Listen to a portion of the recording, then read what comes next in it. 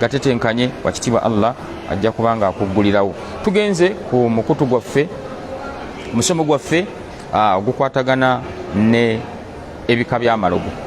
Ebika by'amalogo tugenda bitambula mpola mpola tulabe ate tujja bisimira ddala tukke naye ng'Obusiraamu tebukukkiriza kuloga era tetujja kugamba nti tukusomesa ologe wabula okutegeeza nti bakola bwe bati ne bwe bati okutuusa eddala ly'omuntu okuba nti alogeddwa.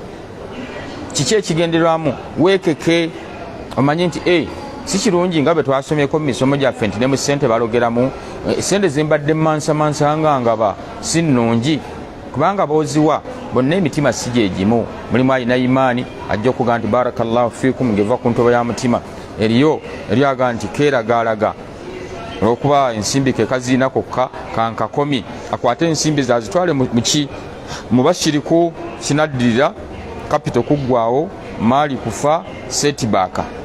Baganda baffe bangi mbalabye nga babadde n'ensimbi nga ziri waggulu kakananga bafunye setbaaka mu byensimbi naye ogenda okukuba tooki ng'oluusi byava mu makuba ago ag'okumansamansa ensimbi n'obutaba na knowledge ti ensimbi tezigabwagabwa zityo. Era omugagga nabagambako nti bwobanga watambudde ne baganda baffe Allah basitudde mu riziki bamugamba ku ssente akubuza zaaki njagala kulya jja tugende saba kyoyagala bampe omutwe gw'engege bampe nabuza sene mmeka emitwalo 3 naawe omufumbi asasudde ku woteeri gwegenda ng'okuse. Lwaki? Bakuuma bateekawo obukuumi ku nsimbi ku lwebyo ebyagwa mu emabega ebyabatuukako. Era omusiŋŋaana nga ye afungula ensawo z'empale n'akulaga talina kasente ke katambulira ku mobayiro. Lwaki? Ti cash on in hand abantu balogeramu nnyo. Tusaba Allah subhanahu wa ta'ala abatutaase. Tutandise n'eddogo number 1 baliyita sihiru at-tafriq. Ddogo lyakwawukanya. Sihiru maadha? Sihiru tafriq, ddogo lyakwawukanya. Lwaki liyitibwa eddogo ery'okwawukanya? Anti lyawukanya ekibadde awamu. Ekibadde ki? Ekibadde awamu. Tafriki kitegeeza faruku, kwawukanya ebintu ebibadde bibiri n'obyawulamu. Era ojja kwesiŋŋaana nti mu mbeera ennyangu tusobola okugamba nti lirimu ebika nga bwe tujja oddira mu maaso. Atafriki baina al-abu wa ibnihi, okwawukanya taata n'omwana we. Kisoboka? Ebyo Wahid Abdussalam Bali yabituwa mu kitabu kye kiyitibwa As-Sarim al-Battari fi saddi li sahrati al-ashrari. Bwe yali abinnyonnyola tujja kutuukayo mukadde kaffe bwe kanaaba katuuse.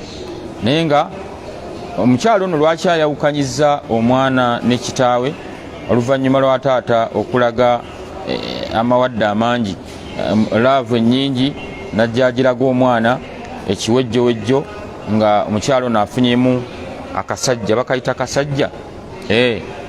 Naga nti omwana ono yandirya obusika kisingako obulungi kambawukanye ne taata we. Ekivaamu taata n'abeera ddiddu ekyennyume kya laavu eri yakulembera. Era enkomerero genda okulaba nga taata atandika okukuba omwana ebitaliiyo, buli kimu buli lwadda gwatuukirako yanaabi yakoze bwati tannalya. Ekivaamu omwana naga nti bino nno gaayi eyali anjagala alabika laavu yakola ki? Yavaawo. Era enkomerero ekiddirira taata omwana okuba nti bwawulira nti taata wuyo ajja misinde nga yeeyongerayo. Kati ebyo bijja oluvannyuma lwa taata okuba nti yakyuka. Omwana buli lwamulabako miggo. So baliyita sihiru tafrik, eryawukanya wakati wa taata n'omwana. Wafiihi, era nebaayo eddogo mu kiko ekyo kyennyini, sihiru tafriki baina al-abu wa ibni, baina wakati w'omwana ne maama. Mubadde mulina akakwate mukwatagana, ngono waliwo ayisibwa obubi, kyakola kiki? Kuleeta ddogo n'ayawukanya wakati w'omwana ne maama we. Kategerekese? Ku peegi 115 bwe mbadde nnoonya, bwe mbadde njagala ndabyewo mu kitabu kino. Ku peegi 5 Sheikh yagamba tafriqu baina ar-rajuli wa ummihi, baawukanya wakati w'omusajja ne maama we. wali omukyala yanzijira nanga mwana nga ali mu kibuga akola ali mu mbeera nnungi naye buli lwe ntuukawo tampa yadde ekikumi ne mulajanira munnange nenga jjukira maama bwe yali olubuto, jjukira maama bw'atajjamu lubuto olwo, jjukira maama ebisanga bimuluma asindika, ojjukire maama ng'ayonsa obudde buzibye n'okaaba budde bwa kiro ssaawa 9 tannassaako ttala akwatayo bukwasi n'akwata mu mpitambi okuwunyako nga kyekyo naga taata ate ayonoonyeewo n'asituka mu tulootwe n'atereza noddawo ne webaka n'agiraagira ati musulo nga gwakwatamu okuwunyako nga kyekyo ye okwawula nti oyonoonye ekizito ekyetaaga ekinene n'ekitono yakebezanga ngalo. Olwaleero n'ovaayo tayimu neetuuka nga Allah akusudde amadala ne mu kibuga olina w'okolera ebyo bimulaba bitambula ebyo maama waali takwatagana na mwana, omwana ali mu mbeera nnungi tayamba maama, waliwo eyajja n'abaawukanya baliyita asihiru tafrik bayina arrajuli wa ummihi, eddogo eryawukanya wakati wa maama n'omwana we, wa tafrik bayina arrajuli wa abihi, n'okwawukanya wakati wo musajja ne kitaawe bakwatagana bati ng'oli alaba baba bakwataganye ddiru ye teyitawo n'alireeta ne baawukana, taata ali bibye n'omwana ali bibye. Eddogo omuteeko ogwokusatu ba enteekulula ey'okusatu mu kika ky'eddogo kimu kino atafriiki bayina arrajuli wa akhihi, okwawukanya wakati w'omusajja ne muganda we bakwatagana bati ng'oli alaba baba bakwataganye ebye tebiyitawo n'alireeta n'abakuba wakati ne baawukana. Muganda we nga tukyayagala kumanya bimukwatako, oyo muganda wange tombuulira saagala ng'oyagala emboozi ekwate toleeta bigambo byoyo mitaafu gijja ne yeekaba. Allahu akbar. Ninga ate muganda we taata ogu ne maama omu amalogo bwe gatyo, era osiŋŋaana nti bayinza okuba nga basaba ani ajulira ku bujulizi bwono omusango gumulume. Muganda we yennyini n'avaayo n'amutunja bw'ati nga no bwe yatebbeera ono n'alikwata naga nti oyo nti bana biboogedde bituufu, oyo ali ku bukyamu ng'ate gwe balumiriza bambi yalina obutuufu, naye nga essungu lino nakino fitina nsaalwa lijja lwa ddogo. Ensonga ey'okuna tafriiki bayina arrajuli wa sadiqihi, eri omuntu ayawukanya wakati w'omusajja ne mukwano gwe nga baali bati sahaba ne mukwano gwe. Allahu akbar. Nga tosobola kugamba kigambo ono wabula ng'akimutuusaako. Tayimu neetuuka ne bajja eddogo ne likuba wakati ne baawukana nga baga nti takyayagala na kumanya. Ensonga ey'okutaano atafriiki bayina arrajuli wa sharikahu fi ttijaara aw gayrihi, okwawukanya omusajja ne kampuni.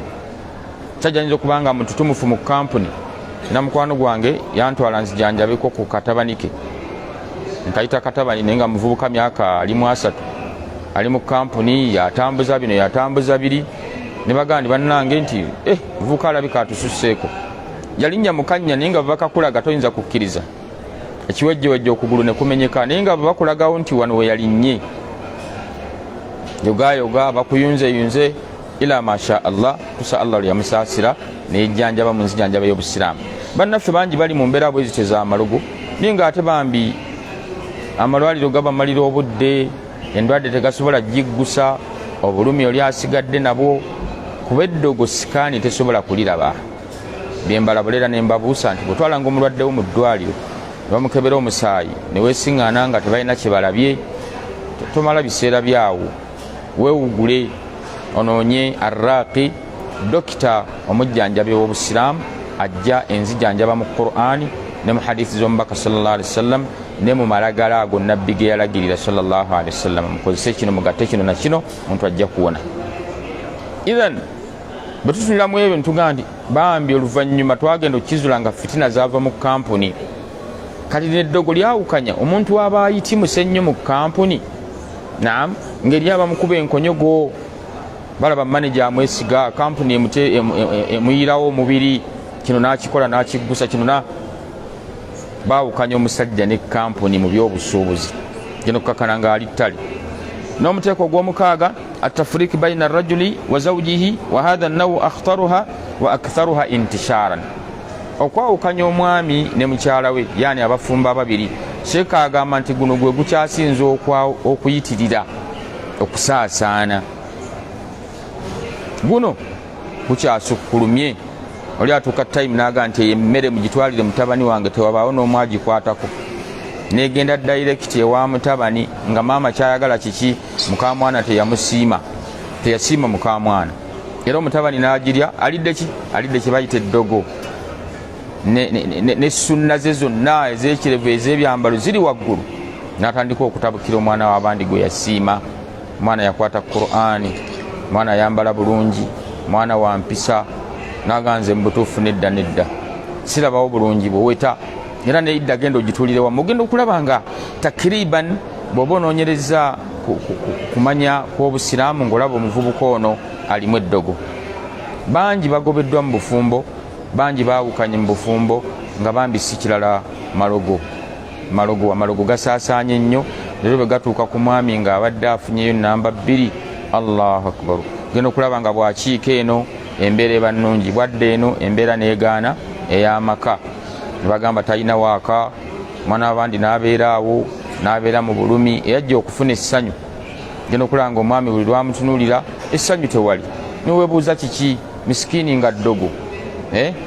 Okimanyi nti akitharu nnansi abasinga obungi abakyala abaloga abaami naddala bambala engatta eza bbuutu ezo bamanyi okuteekamu amalogo mu sookisi z'abaami ze bambaliramu.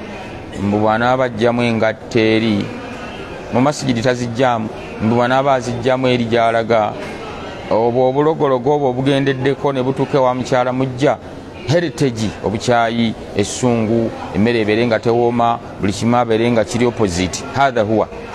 Era bangi batuusiza information muli akuga nti nina amaka 2, bwembeera eno, bwembeera ennamboolewo eno nsamba bulungi, bwengenda ennamboolewo eno mpiira tegubaayo, funa ekitengo neneefunya zenna sitegerekeka. Lero okulanga omwami watuuka ennamboolewo eri nga yeefunya ati yenna nga ekitonde kimutugga, kitaani emutugga n'aba nga yeefunyizza, mbw awulira empewo nnyingi. Mwana abandi tamukwatako yadde omusemberera naye ng'ekimugaanyi gaba malogo. Wahatta ne bw'abanga agezezzaako bugeza tasobola kubanga akuba saluti. Lwaki? Nti sheetaani eno wallahi emanyi bulungi nnyo ebikondo bya baatule we biri. Era bwemanya nti kati time etuuse abaddu bagenda Nambole mu ibaada ng'ejjako ebikondo bya baatule bakwa nga bono ojjako swiki y'ettaala y'amasannyalaze nga baatule omuliro kanda kuba serefu nga waapi ng'oganda ate obudde tebuukye nga mwebaka. N'enkya na luli bagenda okubuuza omwana w'abandi kiki.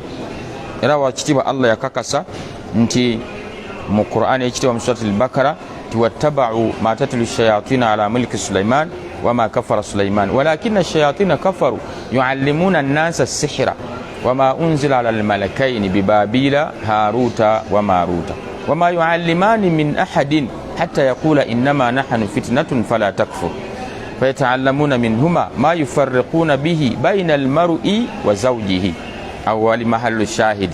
Sitaani zaayigiriza amalogo gano ma yufarriquna bayna al-mar'i wa zawjihi, ekyo kisobola okubanga kyawukanya omwami ne mukyala we.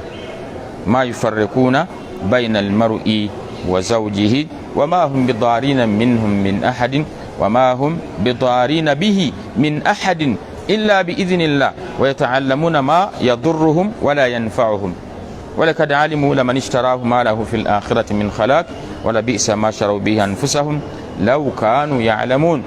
Eddogo lino likwata terisobola kukwata illa biidhnillah, tujjako nga Allah asazeewo. Ako kakulu nnyo.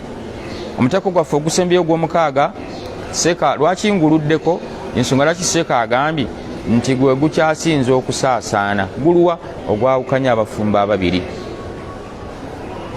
Gujja oluusi Nazaala n'aba nga teyasiimye ki muwala omulenzi gwe yawasizza, oluusi ne bijja nga taata tasiimye. Bataata bano tebatera nnyo kulumbagana malogo. Aktharuhum nisa, abasinga obungi bamaama be basinga okulumbisa amalogo.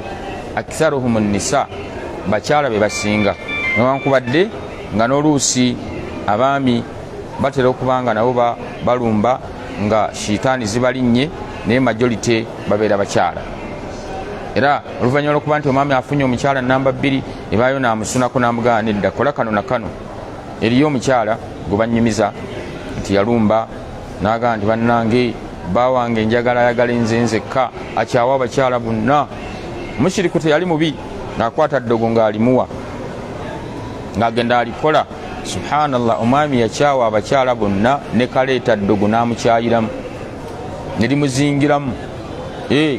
Ziri mmandwa zaali nkambwe nga zaduumiddwa nti ekitonde ekiyitibwa mukazi takitunula mu mmunyi yadde okusimayiringa yadde n'owawaka ne kimuzingiramu kuba naye yali mukazi.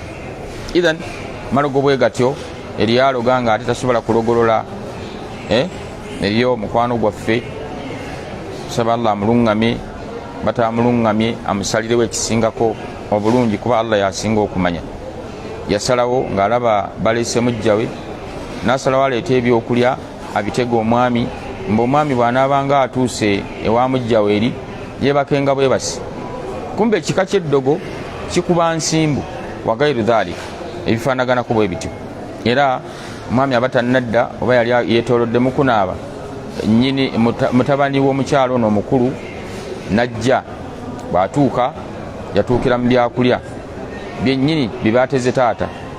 Maama taliiwo, yeewuguddemu, mwana n'abikavula n'abimalawo, ddogo ne lyambala omwana. Tayimu etuuka ng'omwana bambi agwa. Mwana agwa, ebifaanana bwe bityo, bagezezaako okumujjanjaba, ye kennyini kaleeta ddogo byamulema okuba nti ajjanjaba omwana we. Inda tindozanga bwamusitula n'amutwala eri eyaloga n'amugamba munnange wanzita tetwamanya omwana yali ebintu naye twagala bujjanjabi. Majolite y'abalogo bwaloga abaamazze talogolola. Eggulo nabadde ku mukutu nendaba bonoba ogenzeeyo jja biraba nga wallahi kibayita ddogo kigambo kikambwe. Omusajja yajjanga aleeta omulaalo. Akola atya? Amulundira enteezi. Bano abagagga bomanyi talinnyayo ne wayita emyaka 2, ennyana zizaala n'akama amata, ente ne zinjiwala. Omuyaayi kye yakola omulaalo ng'atandika kutunda nte, bw'agijjawo ng'agenda wali mu lufula ng'agulayo eddiba ng'aliteeka awo. Mukama we olwalinga okujja munnange ente yalwala kakkanange etulemeredde okujjanjaba ne tugisala ng'egenda kufa, endala nasanga efudde amaliba gaago. Gagga n'agamba ente zange. Abagagga abo balaba akisaruhum mushrikuun, abasinga obungi emaali bagitambuliza ku shiriki. Genda yeeraguza alabire ddala ente zange zino zaafa bufi, baye n'omugaa nti nedda ssebo ente omusajja yatundanga ntunde, n'agenda mu lufula n'agula amaliba n'ateeka awo. Obulimba bannamawulire nga bamusalako, basala ku mwana mulenzi ono oluvannyuma lw'okulwala. Mwana mulenzi yalwala kinno, bambi yalwala obulwadde, bamusindikira emisota gimwezinga ne gimukyusa waya, abeeranga anyumya nagyo n'agikoonako ati ne gyetoolola mu magulu ne gijja mu bulago, tewala yagala musemberera. Obulamu bufaanana bwe butyo, bamuzontowaza. Munnamawulire ajja n'akyala, ne bakuba essimu y'omugagga n'agamba nti nze nakyawa kye bayita obwavu, omuntu ayagala okunziza mu bwavu aba mubi, mumuleke aboneebone, temumbuulire. Essimu n'agijjako. Nne natunudde mwana mulenzi ku vidiyo nga ndaba obulamu bwe bwagenda. Zonto alina emisota bwagira ne tegimubojja, just kumumalako mirembe n'okusannyalaza obwongo bwe. Kuba omuntu yali awangala n'abantu okusembereza ekisolo oba ekintu ekitiisa, bo bate baamuloga lwa bubbi. Bagezezzaako buli we batuuka mu mbeera y'okwejjanjabisa embeera ekyabakaluubiridde. Kitegeeza ki? Tigwe munnange ali mu mbeera bakukwasizza omulimu gwa buvunaanyizibwa. Mukama wayinza okufaanana ono omutima. Kyewale era enkomerero omulimu ne gufa, ate obulamu bwe nabwo ne bugenda, kuba kati zonto ate ng'alina emisota tegimuvaako. Ithan omuteeko gwa leero tugamba nti guyitibwa asihiru atafuriki. Gwe tugguddewo nagwo muteeko gwa ddogo lyakwawukanya. Bawulidde betukoonako kwawukanya likolebwa. Balikola batya? Tusaba Allah subhanahu wa ta'ala abataase muleme kumanya bwe balikola, kuba si kirungi. Ebiddako obusiraamu bwe buba bugenda. Yenna agezaako okuloga obusiraamu bwe buba bumaze okukola ki? Buba bumaze okugenda. عن جابر رضي الله عنه قال رسول الله صلى الله عليه وسلم إن إبليس مبكى تنمز حديث يا جابر رضي الله عنه تمزم إبليس يضع عرشه على الماء يتيك النمرون يايو كمزي ثم يبعث السرايا oluvanyuma gyesinzira netuma ebikwekweto fa adnahum minhum manzila a'dhamuhum fitna gwesinga okugulumiza nga bakomyewo mu bikwekweto yabasinga okubanga azze n'ekikeme ekinene nam yaji ahaduhum fayaqul abamu bakomawo gye yabatumye nga bagamba faaltu kadha wa kadha nsenze omusiraamu n'agwa mu zambi ly'obubbi nabba engatto ku muzikiti nabba essimu asanze oli yeebase n'agenda nayo kala n'amugamba nti maaso naatashe nviira mu maaso musiraamu abba essimu ogwo nagwo keesi nnene nviira mu maaso genda musiraamu ayenze eyo nayo keesi genda thumma yaji ahaduhum fayaqul ma taraktuhu hatta farakta bainahu wa baina imraatihi gwesinga okugulumiza sitaani ulira hadithi eno ekwatagana ne aya gwesinga okugulumiza yeyajja n'amugamba nti ndese amaka omukyala asibye baawukanye fayadinihi oyemusembeza kumpi nnyo wali neweeri ku namulondo yaayo wayaqulu negamba naam anta allah hadithi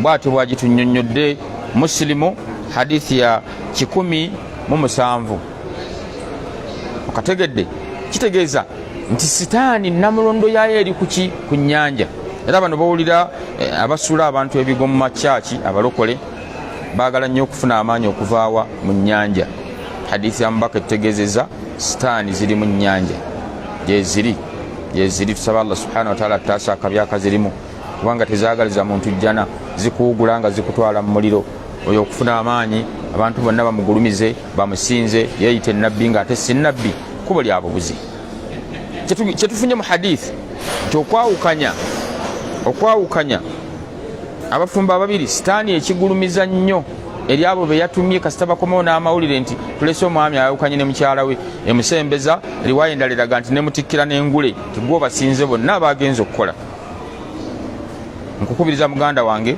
obeere nga weewala ekigambo kyokwawukanya abantu ababiri ojja kusiŋŋaana aradu sihiri tafrik nga tumaliriza ti omuntu amanya ddi obubonero obumu ku obwo obulaga nti asindikiddwamu meseji oba amalogo g'okwawukanya inkilabu l ahwali fujatan min alhubbi ila albugudi gwabadde ayagala ennyo ogenda okulaba nga akyusizza kati bukyayi ebadde love heritage bagitatan kiwatukira ng'olumanya nti bano baadde balya kakeeki kamu ng'ono akiisinga ne ku munne alana mwami tayagala nakumuwa haaga ng'olumanya waliwo eddogo eriyingidde kathratu shukuki bainihima wajjawo okubuusabuusa wakati wa bombiriri ngono ne bwaleeta statement ono takyagikkiriza mbaddeawo ku lubalaza obedda wendi ono alabanga ava mu maduuka okwogera n'abasajja ng'olwazimba eddogo lyayingiddewo adamu tamas al aadhari aba takyawuliza excuse za munne mbadde nga takyaziwuliriza nyiigira ddala kisungu lingi ng'olwo eddogo liyingiddewo wakati w'abaagalana ababiri kuba amasimu n'agajjako n'amuteekamu blacklist ebyo mwali mubirabyeko biaunihi tabaraka wataala ensonga eyokuna taadhimu lasbabu lkhilaf wa in kanat hakiran okugulumiza ensonga ebaawukanya naye bwekabanga katono nnyo kasonga katono naye nakagulumiza oyinza otya okuŋŋamba nti tewasobodde kwoza kanzu yange ng'ate ebiseera byabaddewo nazimba nga munnange tonnyonnyola nti simi nabadde omwana simi yadde alwadde ate nemutwala wano aba takyawuliriza kati obutawuliriza munno wabaawo ensonga y'eddogo eba yakwambadde mu mbeera bwetyo agamba kalbu surati rajul fi ayini zawjatihi wa kalbu surati zawja fi ayini zawjiha farajul yara zawjatahu fi mandhari kabihi omukyala atandika okulaba bba mu kifaananyi ekibi n'omwami n'atandika okulaba omukyala mu kifaananyi ekibi wa in kanat min ajmali nisa omukyala ne babanga bamuyiwako amazzi ne baganywa walhaqiqa anna shaitana almuwakkilu bisihiri ekyamazima nti sitaani gye basindika okubaawukanya yebijjisa omukyala ejja nemwambala mwami ono nga talabangako ku mukyala mubi ng'oyo huwa alladhi yatasawwaru ala wajihiha bisuwari kabiha yeyambala omwami oba omukyala nemubijjisa walmar'atu tara zawjaha fi mandari mukhifin mura'ibin omukyala natuuka okulaba ng'ogusajja gubi yetaagana kusiba kuguviira karahiyatu almashhuru likulli amalin yakumu bihi tarufa al-akhira era ogenda okulaba nga abantu bano batandika okukyawa emirimu egibatwala ku akhira emirimu egibatwala ku nkomerero nga okusaala kuleeta adhikaari kusoma Qur'ani batandika okugyesamba anti gye girimu obujjanjabi bwaki bwa sitaani karahiyatu almashhur lilmakani alladhi yajlisu fihi tarf al-akhira فترى الزوج خارج البيت في حال نفسية جيدا فإذا دخل omukyala omwami bwaba taliiwo awulira essanyu n'emirembe naye omwami oluyingira mbiri ne zimuva ku mutwe n'atandika okwepika n'anyiiga tujja kwongerezaako insha Allah nga tusimbudde ensonga esebo mwannyinaffe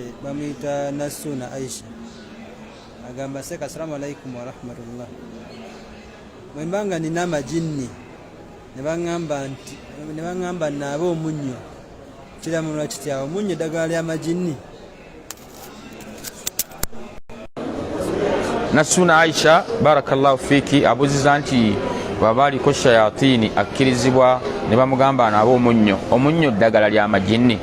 Ab'ebiti bamujjukire hadithi y'omubaka sallallahu alaihi wasallam sigga yamubojja bamala okumubojja n'ayogera ebigambo bino sallallahu alaihi wasallam la'ana Allahu al-akraba Allah ajje okusaasira kuki kusigga buli amulabako akubenga mukube la tada nabiyya wala musalla illa ladagatuhu sigga taleka nabbi yadda asala wabula akola ki amubojja fadaa bimai n'atumya amazzi wa milh n'omunnyo n'asomeramu kul ya ayuhal kafiruna kul huwa Allahu falakinin nas fajala n'abanga buli lwalinga asoma nga atonyeza sigga wakoze eki wabozze kitegeeza nti sigga ono bimu ku ebyo ebitonde shetaani byeyitamu era tulaba nti omunnyo bwe baba nga tebagutadde mu luwombo lwa muko nkiddamu oluwombo lw'omuko lwaki terubaamu munnyo mubaamu eddogo terikolagana na munnyo bwe bagamba eddogo bategeezaamu shetaani tekolagana naki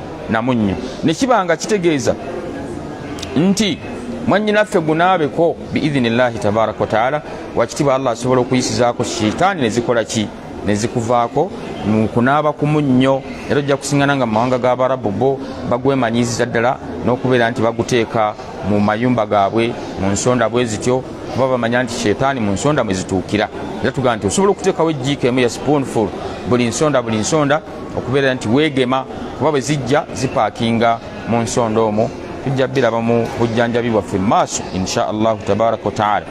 Tukonye ku muteeko ogw'eddogo number 1 sihiru tafrik eddogo eryokwawukanya tujja kudda nate nga twebaza aba Rawda Islam Media olw'okutufisizaawo akadde ne baweereza ku mayengo agafaanana bwe gatyo osobola okubanga weeyongera okumanya ku ddogo eryo ku 0702632289 Masjidi Mandela Ahmad Mahmud Nsubuga. Saba Allah subhanahu wa ta'ala bitegeera ate abayise mu nnaku zino eziri kurim abasinkanye lunaku lwa Arafa mutuleko mu mizikiti musabe dua wakitiba Allah nga tusabazaanukule. Rabbana alayka tawakkalna wa ilayka anabna wa ilayka al-masir wa sallallahu ala Muhammad wa ala alihi wa sahbihi wa sallim walhamdulillahi rabbil alamin. Wassalamu alaykum wa rahmatullahi wa barakatuh.